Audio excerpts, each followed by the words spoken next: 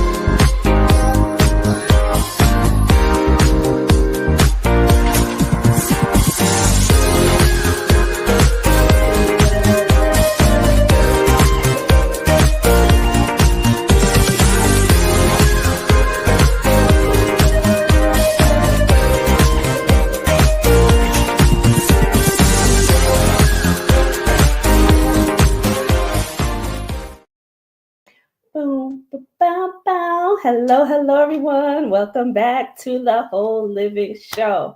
And tonight we have a crossover event. That's right. We do it like mainstream television. We've got the crossover between Fem Talk and The Whole Living Show. So get ready. But before we bring in the wonderful team of Fem Talk, I just wanted to talk to you about the fact that Ron DeSantis, the governor of Florida, has done something right. Y'all, he did something right. In my book, he has banned lab meat, lab-grown, lab-derived meat from Florida, from the state of Florida. That means the entire state is not allowed to use in their restaurants, to sell in their grocery stores, lab-grown meat. So we're going to give a hand clap for Ron DeSantis for getting something right. In 2025, the top of 2025, he has now banned this meat. And I'm super excited about that. I hope that this starts to span across the country. I hope with this new administration, with Trump and with Kennedy as, don't let me get his title wrong, but he will be focused on healthcare.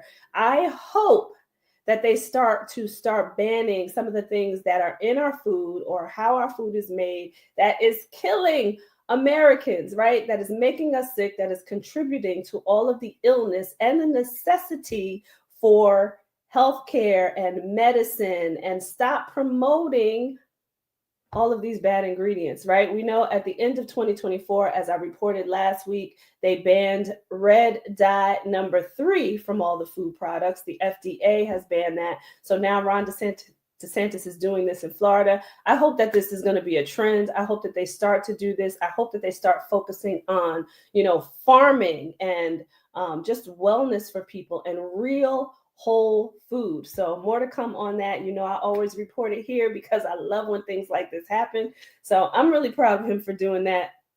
Amidst all the other things that have happened with him, he has gotten something right.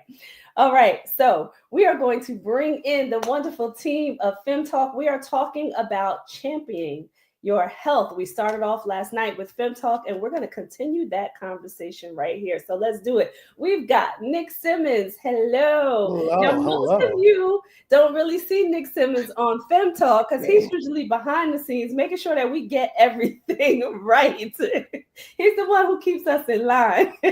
Yeah, Hey, Nick. it's funny. It's my new nickname. It's Producer Nick. Exactly. So it was my name on Fantasy this year. But sometimes you got to go in front of the camera and have a conversation. Exactly, absolutely. And I know you have a lot to say about this, especially as Mhm. I know you have been making changes in your own wellness at the end of 2024 and now the top of 2025. And we've got Yep. the wonderful Shima She Talks. Hey, Whole Living. Hey, Producer Hello. Yes, it's good to see Nick front and center here. I love it. Absolutely Nick. love it. So, yesterday we were talking about all things health and wellness, right? And we Yeah. started talking about just, what it takes. Like, what does it really mean to take care of yourself? And we started giving some tips there. I wanted to know, if you guys had a top 5 in terms of how to take care of yourself, what would be your top 5? Five. That's a lot. Yeah, it is a lot. But it takes I a can lot more think than of- that. So what's your top I think 5? we can do as a tag team because I know my first one Yeah. right away. Uh-huh. It's getting your mind right. Yeah. I think, and I think we even talked about it yesterday on Fem Talk.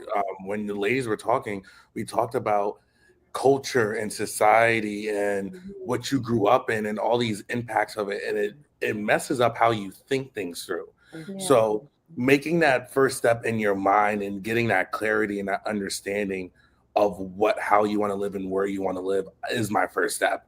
Absolutely. I've attempted to be healthy multiple times, but I was never mentally in it. Yeah. This year I made a change to mentally, or last year I made a change to mentally be in it, and I felt the probably the other 4 steps I'm going to think of. I felt them come in. Yeah. I And felt those be easier to operate in. yeah, and so key, right? So key. That needs to be the first one for everybody, right? Because if you don't change your mind around living healthy, you won't be able to change your habits, right? It won't be sustainable, right? Right. You won't be able to be consistent or disciplined because your mind is not in a place where it can accept that the changes actually need to happen. So I Right. love that you said that. What about you, Shima? I have to piggyback on that. I'm going to give a separate one, but you got to think about how you think about everything. Mhm. Food, how you interact with people, what your relationship is with food, exercise, people, how you handle stress. So I'm so with you on that, Nick, about getting your mind right, because that should be the very first thing you do. I'm gonna go with a real easy one for me, but it's so hard for so many people. You got to get your water in. You need to drink water. Yeah. I've heard a man say he is absolutely allergic to water, Mm. and and everything that I have researched or read or asked every doctor, I do not see a correlation where drinking water would make you sick. But Are we made of water? he stands. This man stands firm on it. Yes, over and I do 70% of our argue bodies are about made it of all the water. time. So Exactly. Exactly. I have That don't make discussion all sense. the time. right. He's like, no, I never drink water. I drink, and he drinks soda constantly. Like, you don't even drink an alternative to something healthy or sustainable like water. No, And he doesn't. I So would challenge The way that I would be maybe getting he a headache. Yeah. what'd I you would say? live with a head. The way I would be living with a headache. Right. No. Right. Right. I would challenge too that maybe, maybe it was a particular brand of water. Maybe there's something in a particular brand that he was drinking that potentially, I don't know. I'm just saying, it just doesn't sound right. It sounds Pure water. bananas to me. Yeah. But I think that's the easiest thing we can make as a change and the hardest thing for people to do.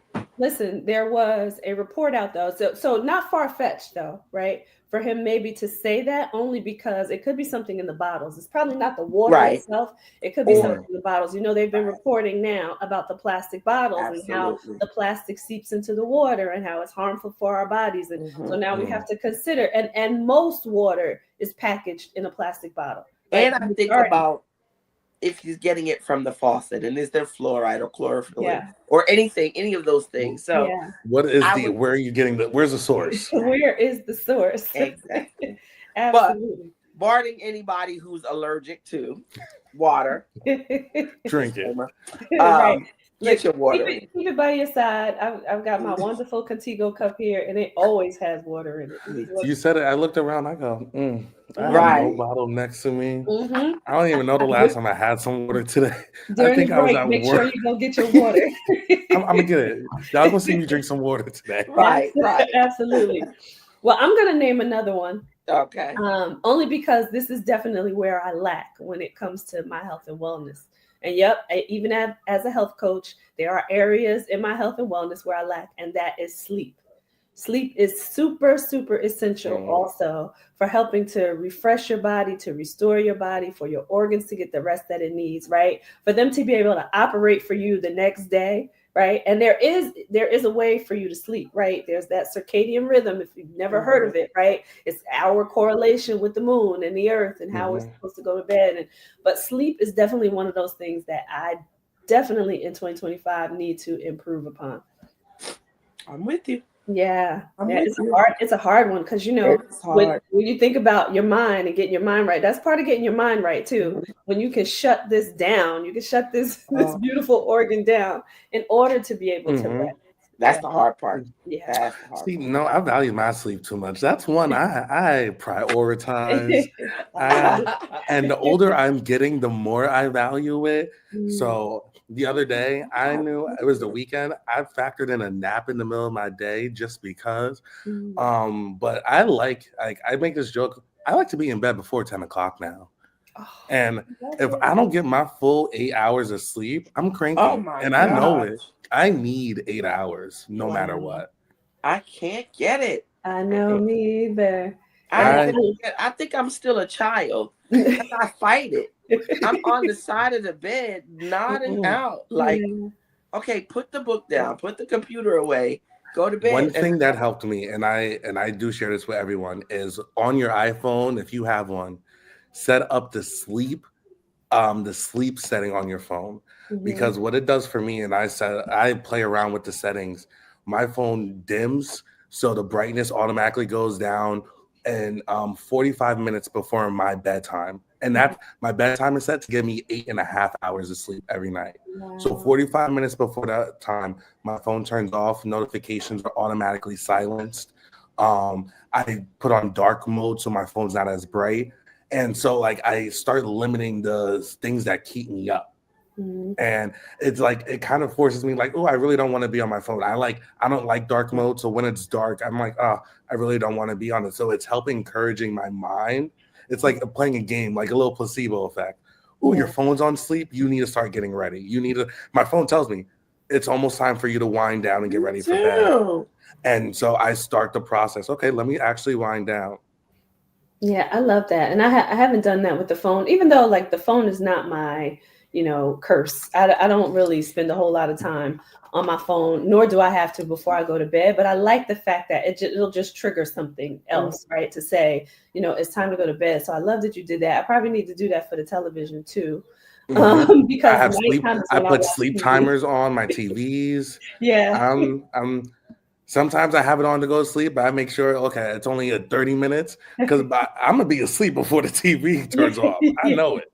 Because TV is like company to me. Even if I'm not watching anything, it's just the noise to have, to hear someone speaking on the television. Yeah, I don't need it to be quiet now. Yeah, exactly. My TV time to go off is 1 o'clock in the morning. And then if I'm still awake doing stuff, I'm mad. How dare the TV go on? Did you clap? Did you just clap your TV on? Yes. What do you mean? How dare you go off? So yeah, that's a horrible, horrible habit for me. Yeah. It's really bad. But I think this conversation was helping me. I got my second one. I think it's accountability. Finding and you can do it in so many different ways. Do you need a coach to help encourage you and push you to help you learn what you're doing? Or is it someone who is your friend who you're working out with together, you're being healthy with together, you're on the same eating lifestyle together? It's finding that someone who's going to keep you encouraged, hold you accountable. But I think in that accountability is /grace. And I learned that from you, Tracy. It was give yourself grace. If you don't meet the mark every day, it's okay. And that helped me because I think there's this stigma, if I live healthy, I have to be healthy all the time. And the moment you don't do something healthy, now you're beating yourself guilt. up. And now there's this guilt, or I failed, and this feeling of, it's that, I'll bring it back, that victim aspect that we talked about last night. Yeah. That sometimes comes back on people. So having someone who's going to hold you accountable and keep pushing you, but also help experience grace and put grace on yourself if you need it in that moment. Yeah. And you know what, too, what I found as I started the healthy journey, it's like, acknowledge that whatever that, falter was, it was something that I actually wanted. So, give yourself grace to say, you know what, I wanted it, I ate it, whatever it is, or I didn't exercise because I didn't want to today. And it's okay. I wanted to sleep. Exactly. As long as in the next hour or day, I just reset, like, okay, it's okay. That one instance is not going to push me back so far. It's when you allow it to become a ripple effect, right? Right. And you allow it to take you down, and you start to go back into all of the bad habits versus, I did this one thing and it's okay. I'm giving myself grace for it because I wanted it. Like, acknowledge it, admit it to yourself, and say, now, I'm resetting and I'm going to start over. Yeah. And not really that you're even starting over. It's just, I'm just going to continue what I decided to do. I think my crutch is I will falter in that manner. And then because I've done it, I'm like, well, let's just eat what you like for right now and then stop this day. Oh, you had a burger? Okay, so you can have pizza tomorrow. You might have wings tomorrow. And then we go reset on Monday. Right. So Monday, you're going to start all over. And no. Yeah. It's such, and it goes right back to mindset. That's not you. Who are you cheating? That's the question. Yeah. Why you call it a cheat day? Who are you cheating? It doesn't affect anybody else but yourself. So you got to be honest with yourself about what you want to see, how you want to look, how you want to feel. Is it in your control? Absolutely. Yeah. It's all choices, honestly. I know we talk about so many things in life and how to be healthy in your mind, in your body, in your spirit. They're all choices. Yeah. So you got to choose, those right things that make you healthy. I think one of the things that really popped in my head was self-care. When you first asked the question, that is the very first thing that popped in my head. And then maybe all encompassing with working out, eating right, getting sleep. It may be all of that, but I feel like it is a focus on the whole you. So you got to do bits and pieces of all of it so that you're whole. So And that's one good thing to bring up. I did want to say before I bring that part up, my motto, right, when it comes to giving myself grace is, like, for most things, I don't keep them in my house. If it's not something that serves me well, or if it's not something that's really a part of my plan, I won't have it in my house. So in order for me to indulge, I have to go out and get it. That's not something that I'm going to do all the time. It will be something that I do at that moment that I want that one thing. But once that's over, I don't have access to it all the time to be able to do it. So another good way to say, you know what, well, I have to go out and get this. It's not going to be something that I'm going to continue because it's not available to me. It's not in here. That's right. Yeah. But I wanted to say, when you started talking about the self-care piece and, kind of that holistic approach, sometimes I think people, because, people, when they talk about health and wellness, they think food and exercise before anything else, right? But it really does take a mind, body, spirit approach in order to really live healthy. Nothing can be done in a silo. The same way our body kind of operates it's all together, right? Everything kind of operates all together. Right. Same thing that we need to do for our emotional wellness, our mental wellness, our spiritual wellness, our physical wellness. We got to think about all of it because one touches the other. And when you're lacking in one area, it starts to spill over into the other. Absolutely. And then damage on the other side in some way. So talk about how you protect your mental space. I shut off my phone. I'm quick to do it. My friends and family know I'm the first person to turn off my phone. And if I need a reset, I will spend a day completely in a silo. And I know that about my personality. I know I fluctuate. Like I have some mental, like I've had mental things go on where I know I can't always control it. So what it did for me, where I realized if I'm at my breaking point, where I know, I call it my spiral. If I know I'm about a spiral, and if I can save myself, I will. And the way I save myself is turn off for a second. Now, Right. it's not detrimental where I'm hiding, I'm running away, I'm doing something. No, I'll call my mom, hey, I need a day. I'll call you tomorrow. I'm gonna be in the house. That's right. And I'll be in the house. I'll turn my phone off. I'll find a show. I'll find a movie. And it's probably something I watched already. It's probably something I've seen before because I'll sleep through it. But I make sure, because I know that's the only way I recharge, is I need to, like, I go mute when I go home. I don't really like talking a lot. It's time where I get to be with myself. I can, if I'm in the mood, I'll journal. I'll sing. I'll clean. And I'll like act like I'll clean and blast music in my house and clean all day. But Right. whatever just allows me to feel like I'm just in my own space by myself, uninterrupted, I'm gonna do. Yeah. I see. Those of you who don't know, Nick and I are very similar. Very, very similar. And I find that the easiest way for me to disconnect is to disconnect. If it's a discussion that I don't want to have anymore, I am quick. My quick fix or my Band-Aid is okay. Okay. Because I need to quiet my mouth and my mind so they can become one. So I can get on one accord. Because I think intensely, I feel intensely, I love, I argue intensely. So when I'm done, I learned early that I'm still riled up and people are going on with their life, or the situation is over, or the whatever happened that riled me up or made me tired or exhausted, it's done. And I'm still spiraling, like Nick said. So it's times when I don't want to talk. I don't say anything. My mom still doesn't get it, and she's known me my entire life. But sometimes I just don't want to say anything. And depending on what you do and where you are in life and what your day-to-day things are, if you're on all day long, sometimes you just don't want to be on. Yeah. So you got to be quiet, or you got to go to that space or sleep.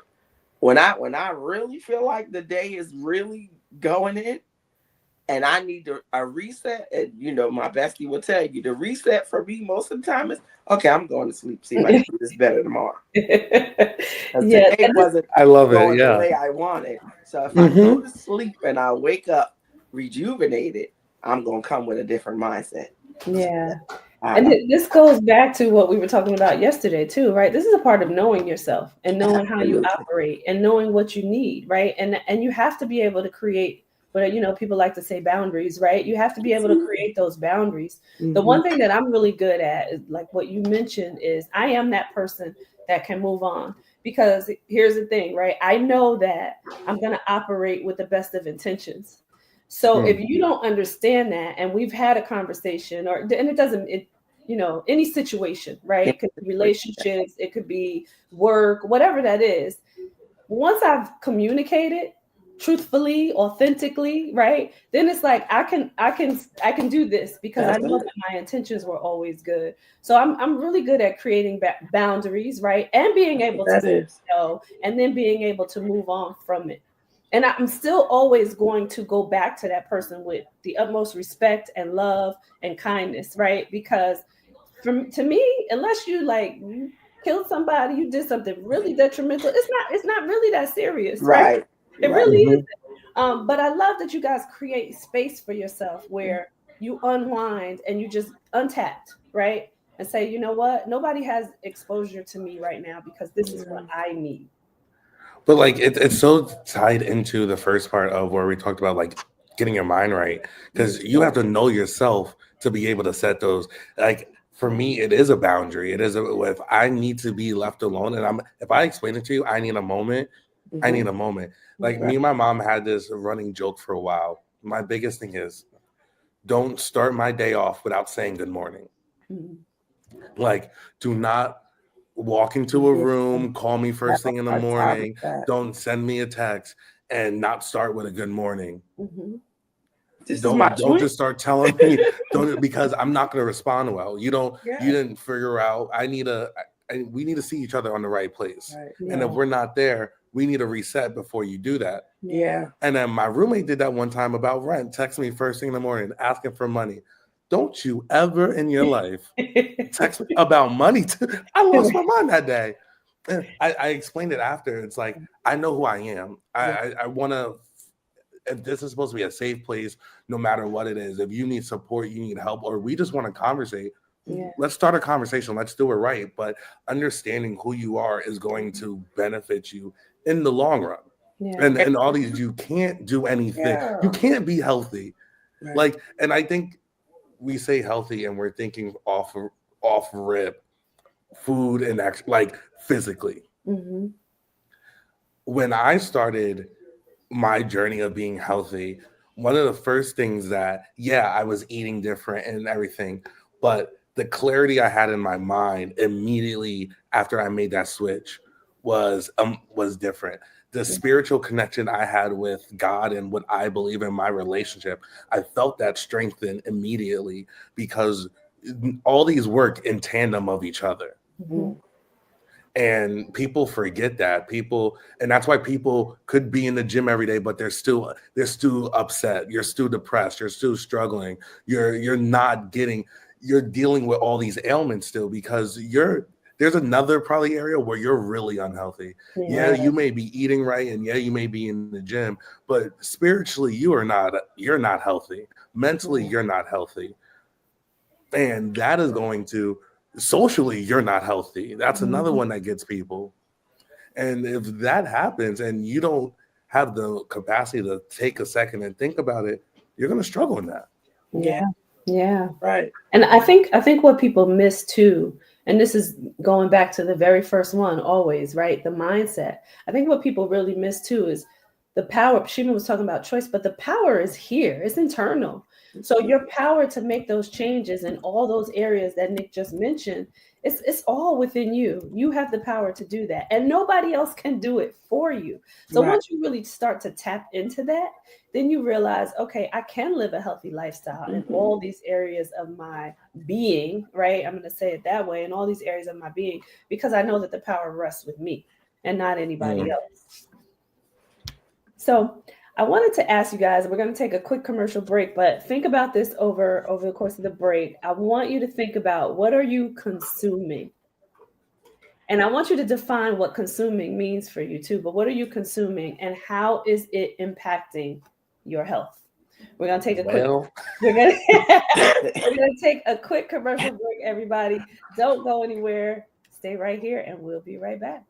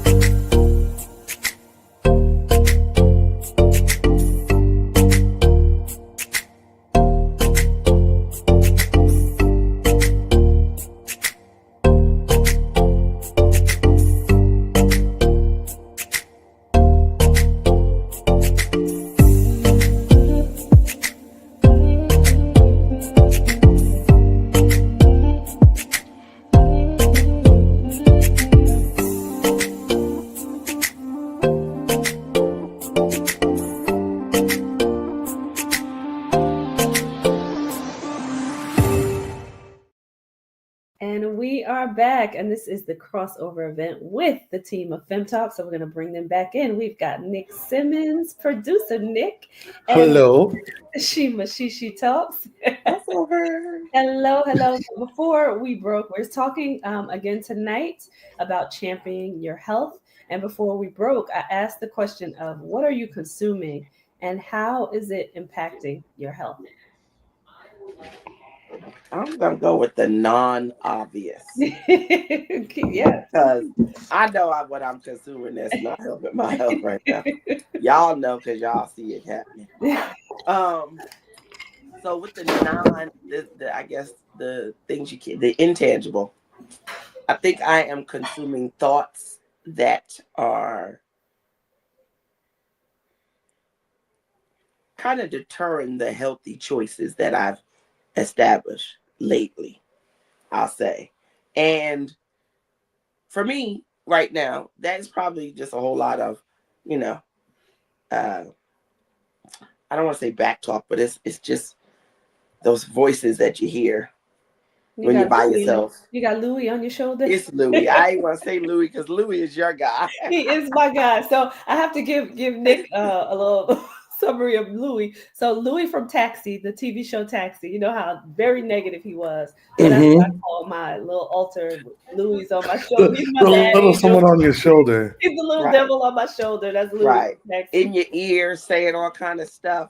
The stuff that you probably would never say to anybody else, but it's being said to you. So I think that I have been consuming that for a bit. I'll say for a couple months, and most recently, also a couple months. For me, is grief. I'm consuming thoughts about losing people, and I think it is derailing my focus for the healthy things, though the healthy habits that I created beginning of 2024, all the way through to fall of 2024. I think that's where the fall off has been. And I can say consumed because it's overtaking. Even though I know I shouldn't, even though I know it's not healthy, sometimes it is, I don't want to say out of my control. Sometimes I succumb to it because it seems like it is easier, or I just don't have the fight. But here's where that grace comes in, right?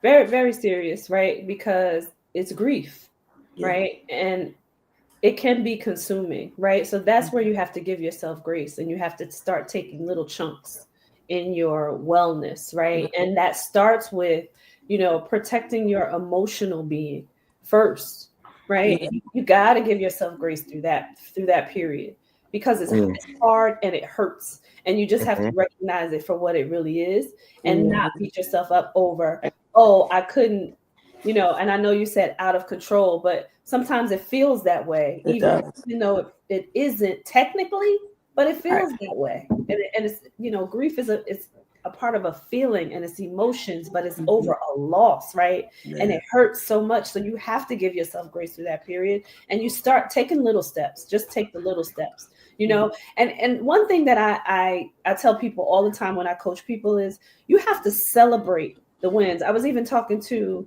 my son about that the other day when it comes to schooling, because he just finished this online program with school. But I'm like, you got to celebrate the wins. No matter how big or small they seem to you, celebrate it. Do something for yourself that allows you to celebrate. So in this period of grief, I would say to you, tomorrow, right? Let's just start with tomorrow.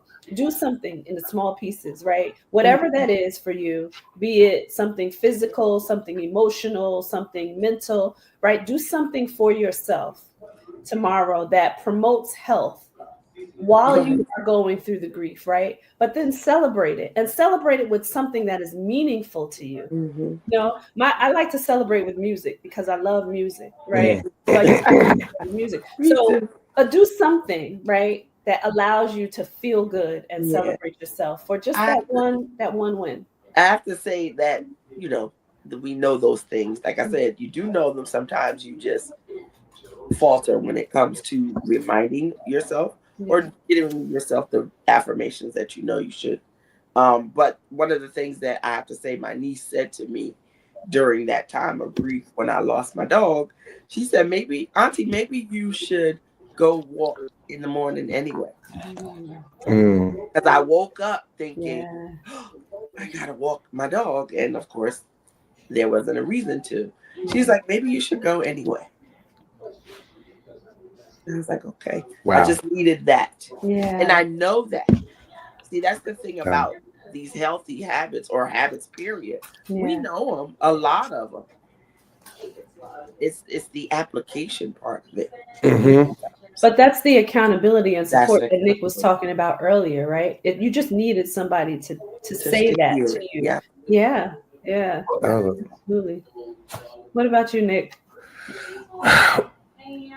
It's crazy because you saying that, I was struggling with that. I was like, I'm not really sure. And then when you started sharing, it literally unlocked something. And Tracy, you gave me the answer too. So I feel a lot better about maybe tomorrow. Amen. But it's for me, it's right now, I think I'm consuming the most is stress.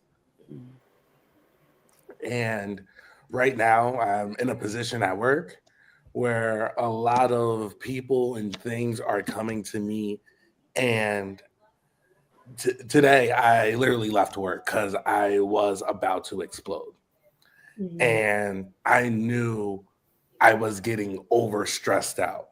I am very direct. I'll address what needs to be addressed. I'm not afraid of addressing a moment in a situation when needed to and finding a solution and moving on. But it got to a point where I'm taking it from so many different angles and people. And I felt like today I was on a ship. I was on a ship. I was leading a ship for someone else. I'm not the captain, but I was in their spot and I felt alone. And it became so overwhelming that I just had to leave. And I know I know that feeling all too well, where I'm being consumed by my work, where I'm not happy, or I am coming home and like I need a drink just so I can say, oh, I need to get through today, or I need to or I can't think straight, or I don't want to go through with my plans that I made with people, or it's like I see the spin, I see the negative spin from it, and I caught it. I've been knowing I was getting to this moment, so I've been trying to catch it. Okay, cool. I put my phone down earlier this week. I'm starting to read this book called "I'm Judging You," by Louis. What's her name? Louvia J. And that book it's what I got from it is give yourself grace in the moment. I was talking to my mom about work today, and that's my boss. I work for my mom.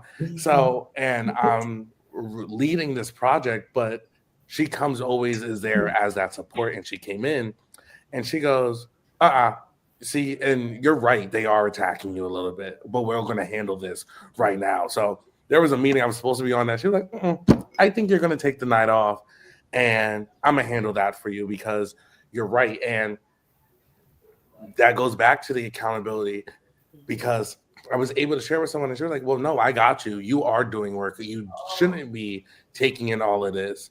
And then she was like, well, didn't you just say you accomplished this and you got this done and this and this? She was like, you're focusing on something that you don't really even need to be, when what you're supposed to be doing, you're excelling at. You're struggling because you're trying to step in and help other people because they're failing still. Yeah. And so it's when you're consumed by something so negative, where do you go to find the positive to neutralize that? Yeah. And do you have that in your corner? Do you have that person, or do you have that place? Do you have that activity that can bring you out of that negative consumption, that can bring you out of that? For me, like I said earlier, I call it that spiral. Is there something that can take me out of it? Is there a person? Is there a place? Or is there a thing that helps me be better? And I'm going to challenge the both of you too, right? To say, how do I tap into that for myself even, right? How do I, put the brakes on, right? For the people who are trying to challenge me, how do I put those brakes on and say, you know what, let me go back and recognize exactly what your mom just did for you. Didn't you do this? Didn't you do this? Didn't you do this today? Sometimes you got to stop and do that for yourself. Well, I have accomplished X, Y, and Z today. I did damn good. You say that like Niecy Nash and her speech, right? Like you did that. That's why I enjoy journaling so much. Yeah. And I am the first person to say I enjoy it so much, but I am not consistent whatsoever. But But in a moment, in these moments, I do find myself like, okay, I don't want to watch TV because like it's not the distraction I want. And I find myself lost. So I go, let me journal, to the point where I kept on forgetting it. If you have it on your iPhone, they have this new journaling app, and I get a notification at 7:00 every day, and it's on my phone. So sometimes it goes, talk about your day at da da da da address, and that's my work address. And I'm like, okay, maybe I should. So sometimes I get that reminder from my phone. Take a second and journal, appreciate this moment, or find something. And what I stopped myself from doing was being negative in my journal. Yeah. I used to, it's like, oh, well, if I feel upset or if I'm upset with myself or something, I used to, let me get all my emotions out. But I learned my journal was my place for me to heal, not for me to wallow in my hurt. Yeah. And I would So I even had to say, change too, myself. because you use your phone a lot, right? If you are in moments where you can't scribe, do a voice message to yourself, right? And journal it there, right? Just to get it out, right? So maybe there's some moments where you can't sit down and scribe. Yeah, yet. it's the release. I think that's where, if I've realized in talking about this consumption aspect and how much it does impact my health. I feel sicker on these days. My head, I get chronic migraines on days like this. I feel the ailments come. And so finding that release that's going to benefit me is so important. And it's that's so key though. So key that you're identifying the physical aspects that come from the emotional, challenges that you endure throughout the day, because it comes. And sometimes people think, oh, I just have migraines. No, what else is happening? Right? I love that you identified that right there, to be able to say, you know what? That was the first thing, because I had them growing up. My doctor told me very early, figure out what your triggers were. And of course, everyone did it's high sodium, it's this, it's that. And yeah, that's true. Yeah. But I know my migraines are always the worst, on a bad stress day. Yeah. I can tell you the moment something stressed me out, and I was like, I'm gonna have a headache. I'm gonna have to deal with this. Yeah. It depends where you're holding stuff and how you hold stuff. Yeah. Up here, I overthink things, right? In your head, you don't say them, so they're staying in there. You don't feel them, or you don't expel them, or you don't cry. Let's be honest. A lot of people won't. I am a person who apologizes for crying because I cry so much, but I run into people who do not cry, who will not cry as a way of release, and I don't get it. It's the best favorite. It's the best release. Yeah. That's the cancer in me. I love a good cry. Crying and laughing. But now I will say to you, every day, I was a person who did not cry before. I was, and Shima can attest to this, right? I was so like straight laced, gotta get this career, blah, blah, blah, blah, blah. I gotta be hard, I gotta be this, I gotta be that, right? After I had my son, right? That was the first time that I started releasing, because I was like, wow, I couldn't imagine loving someone so much, right? And then after cancer, right? Like it was like God he needed to wake me up. Now Tracy, right. But I think the key thing for the first one you said, you were releasing and you had that experience of crying because you loved something so much. Yeah. This connotation that, you have to be sad to cry. Yeah. I laugh and cry. I'm mad and I cry. I'm stressed and I cry. Yes. I cry. And like I said, I'm an emotional cancer. I own it. I enjoy it. I cry at everything. No, but switch a good commercial can get me to cry. Yeah, absolutely. But I want you to switch that word, Nick. You're not an emotional cancer, right? You're an emotional joy. Like switch that all around. You know what I mean? I am. Absolutely. I will cry for everything, and it will make me feel better, and I almost get clear. I feel like I need to do it every day. I know I laugh every day. Now, while you were talking, that's what I was saying. If you're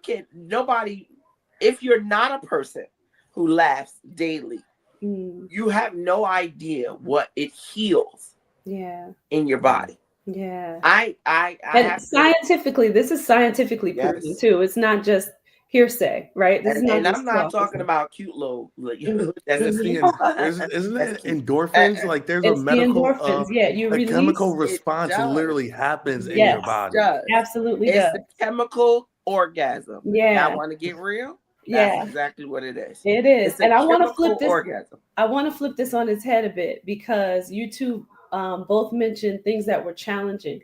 Mhm. I want to say for me, because I'm coming out of a challenging situation. So now the joy is coming in. I'm consuming peace.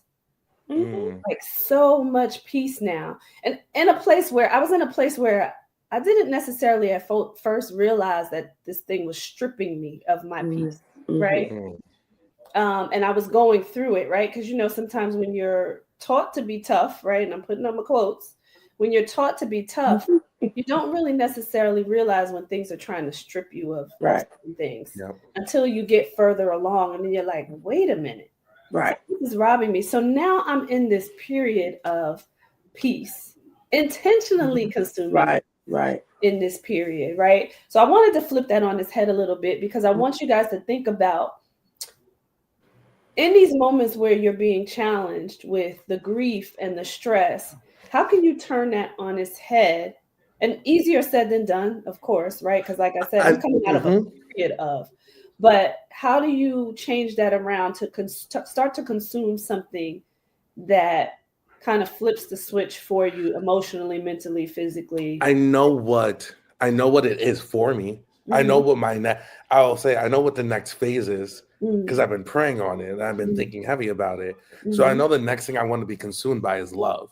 I'm ready to be in a relationship and give love and experience that. Yeah. And I'm gonna need Nick to get out my head. I love it. I'm just gonna get real close to the camera and say that. Producer Nick, I'm gonna need you to get out of my head. I'm glad we're so aligned forward because I keep on looking at she. I think she must sees it in my face every day when something's happening or I'm talking to her. So I am glad that someone sees it and is there with me because I put it off. It goes back to number one, right? Mental. I put it off for so long. Oh, I'm not ready for this because of this, or I don't want to be in a relationship, or oh, this person hurt me. And I'll be real honest. In the last couple of months, I went back a couple steps. I spun the block a little bit. And everyone tells me, once you don't spin the block. And I think I learned my lesson, but I did. And it hurt me again. And I'm one of those people, I don't talk about anything until you catch me crying. So I remember calling my mom first thing on a Sunday morning. It was like 8 o'clock in the morning. I'm crying about someone. And I go, I know you know nothing about this person. You don't even know their name. I'm just going to tell you everything real quick. Right. Download the story. And she goes, well, it sounds like you're just wasting your time. You know what you want, but you know this isn't going to provide you with what you want. That sounds like Dr. And there's this book. It's called The Mountain Is You, and I don't know the author. Someone has recommended that book to me before. You got to read this book because it talks about these situations, particularly in relationships, right? Where you get into these relationships, and no matter what you do, this is what the author says, like, if it's not for you, it's not for you. And no matter what you do, you will always come back to the place where you realize that this is not for you because divinely, right? It's just not for you. How many times can you say, I've experienced this exact moment with the exact same person? Yeah. Right. This is the 4th time. Yeah. Maybe we should all grow up and go our separate ways. Because I finally said that. And I think this was the first time that I had this together enough to say it and believe it and mean it and apply it. So now I know, cool, I opened that door again and I'm ready for everything that I was willing to suffer for. I know I'm in a place to genuinely receive it and then give it as well. Okay, so now I want you to celebrate that. The fact that you can tell yourself that, the fact that you're praying on it, the fact that you recognize it and you've come out of that space where you are accepting what is not good for you. Right. Celebrate that. Do something tomorrow, Nick, to celebrate that, because that's huge. No, man. Yeah, I can celebrate me. That's easy. But no, I receive that heavily because I'm at a place where I still need to be reminded to celebrate, to stop and celebrate it. I can set intentions, I can set goals, but sometimes I set the far goal and I don't look at all the checkpoints along the way that are helping me get closer. And those are things worth celebrating. So it's good to have moments where I'm looking at where I know that's helping me be healthier. I didn't love myself for a while. And now being in a place where not only do I love myself, but I think I'm willing to receive love and then also give love to someone else is healthy. It's the healthiest I've been in a long, long time. I really want to say ever. And the fact that you acknowledge it is the key. Yeah. You see it. Absolutely. And I have to shout out Pastor Stephen Furtick for this. For these last 2 weeks, he's been talking about, he was talking about, the plans that we have. And you made me think about this because you were talking about, you're always looking at those future plans, right? And he's been talking about getting in the presence. Now, of course, he's talking about the presence of God, but what you also made me think of is your own presence, right? Seeing yourself. And seeing yourself in each moment of every day versus having to focus on the goal, the future goal so hard that you're missing, right? You're missing what's happening. You're so tunnel vision sometimes that you're missing the space you're actually in. Yeah, absolutely. There's another book, and I can't think of the name of it right now, but the author talks about enjoying the journey, being present for every moment in the journey. Because, listen, the goal is out there, right? You're going to get to it. But what it takes is everything that you do every single day to help you get there. So it's like, why not enjoy it along the way? So you made me think about presence because he's been preaching about that. Like, take those moments every day and just be present with yourself, right? Because that's what it takes to really be healthy, to really tap into every facet of your life, right? To be able to say that, emotionally, I feel good. I'm coming with the right energy. I'm receiving the right energy, right? And I'm putting the right energy out there. Mentally, I feel good. My mind is clear. And when it's not, I know how to tap into the things that will help me get there. Right? Every single moment we have to be present, with God and for ourselves in order to really, really live healthy. That's right. Yeah. I think one of the practices, and me and you joke about it a lot. One of the practices, or protective mode, I'll say, for myself, because I know I will go above and beyond for anything and everybody. But then that also means that I have not said enough no's to protect my peace or my space or whatever. So early on, I started saying no all the time. No for everything. Nope. Will you do this for me? No. But then she does it anyway. No. And it's almost like a license to allow myself or to remind myself, okay, it's your choice. Yeah. You can say no and you can choose to do it anyway. Or you can say no and it just be no. Right. So it comes with consistency. And here's the thing, no being no, you need to be able to accept when no is no. Absolutely. Yeah. Because it is happening so often and I have my options. Because for me, a lot of those things that make me peaceful or strong or settled or comforted comes from freedom and options. So when you take those away from me, I got to figure out what I'm going to do when I already know what I want to do.